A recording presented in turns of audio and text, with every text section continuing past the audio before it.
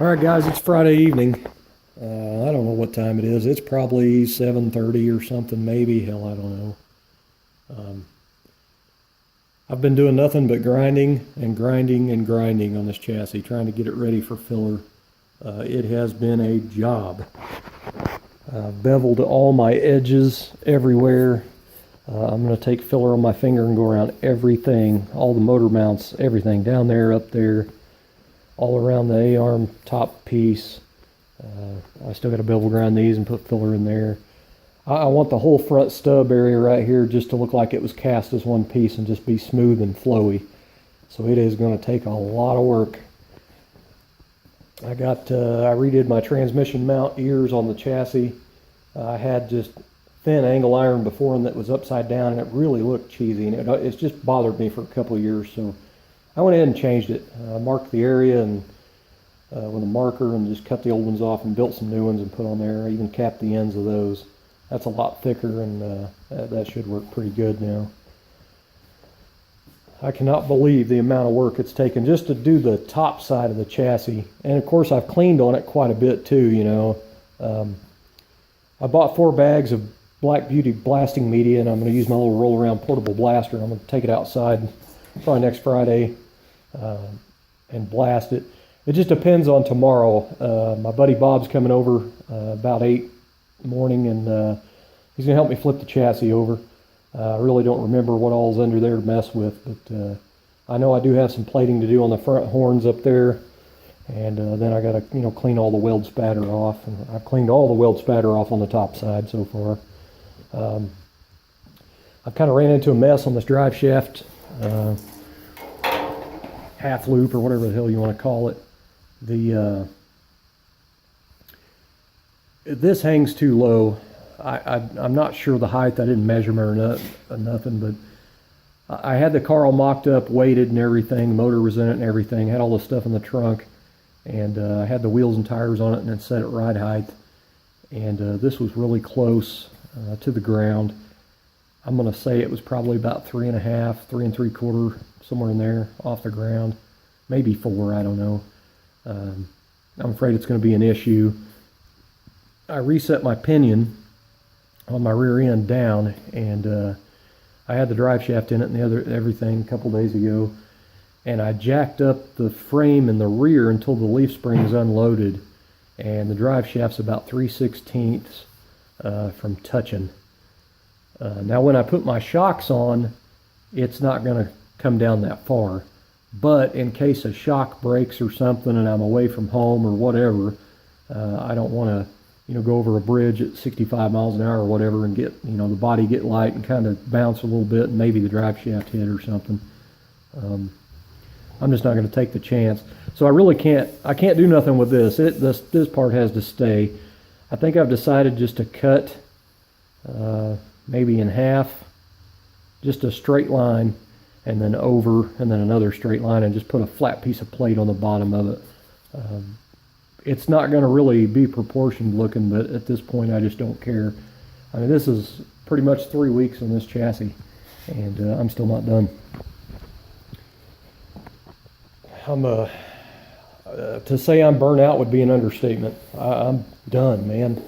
All I really want to do is bolt the rear end, the leaf springs, and the suspension back on the front and stick the body back on it and cover it up and leave it for a while.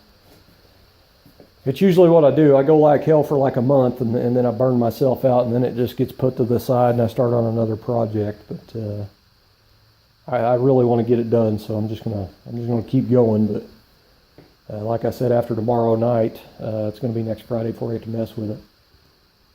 I took the casting lines out of my transmission. I'm going to have this overhauled. It worked good before. I had it actually in a 55 Bel Air 4-door that I had. And it worked fine. It's just been setting, and I'm kind of thinking with a fresh motor and everything, I'd like to go ahead and at least have new clutches and stuff put in it and have it cleaned up inside. Anyway, it had a horrible casting line down the center, and then it had a raised cast rectangle on it with what's left of a sticker in there, and you can kind of see a little bit of this when the motor and trans is in the car. So I went ahead and ground it down with a 36 row lock, and then went back with an 80 on a DA and cleaned it up. The motor was still mounted to the trans when I did it, so I couldn't finish my edge up here. So, and then I've got some more 36 grit roll lock marks down here and a couple over here. I need to go ahead and finish 80 in again. And I'll probably paint that transmission. I've got an old gallon of paint. It's really old. I've had it about 10 or 15 years. It's called Platinum Pearl, and I've always painted my transmissions with it. And so I'm going to go ahead and paint this transmission that color. I have a TCI lockup switch for the lockup converter to put in it. But anyway, I'm slowly making progress. It just kind of sucks it's taking this long. I went down to my paint store this morning to get some Z-Chrome and some body filler, and he was out of Z-Chrome. His supplier's out, and they're not sure when they're going to get more in. This is what he recommended to me. I've never tried this. It's supposed to be pretty much the same stuff. It's polyester, you know, and it's just like Z-Chrome. It weighs like 20 pounds or something when you try to lift it. Other than that's, you know, that's a hell of a lot more catalyst than the Z-Chrome comes with. You know, I've used Z-Chrome for 15, 16 years, and when I use something a bunch, I kind of stick with it. I haven't had any issues with that Z-Chrome ever. That's why I've always used it. It is about $150 a gallon. This was $75. So for half price, I'm going to go ahead and try it. Usually that backfires on me, especially with paint supplies. You buy something cheaper and it just bites you in the butt. You get what you pay for, basically. Somebody asked me a question on what body filler and primer, or why I use Z-Chrome and what fillers I use. I mix USC Pro Gold and Evercoat Rage Ultra together, 50-50, and that stuff. You can sand it with 120. It's very easy to spread, very smooth, and when they're mixed together, they sand real nice. That USC Pro Gold, I used to just use it.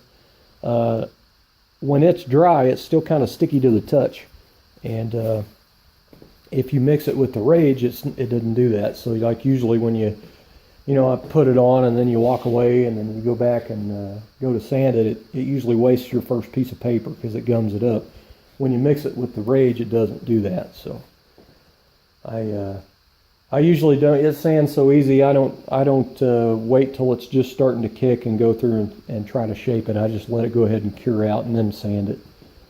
It sands so nice and easy.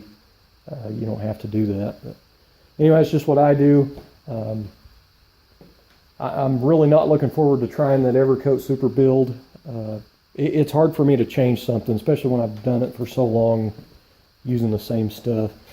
Now body fillers, I'm always trying those, but that brew there that I mix, I did that for, I don't know, 4 years, 5 years maybe. I really like that, and I'm going to stick it out.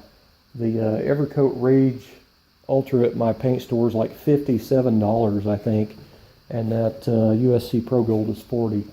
So it's nearly $100 for me just to get my fillers, but it is 2 gallon, which I like. This front stub, I'll, you know, mix batch after batch after batch and just wipe the entire thing and then go back and start sanding.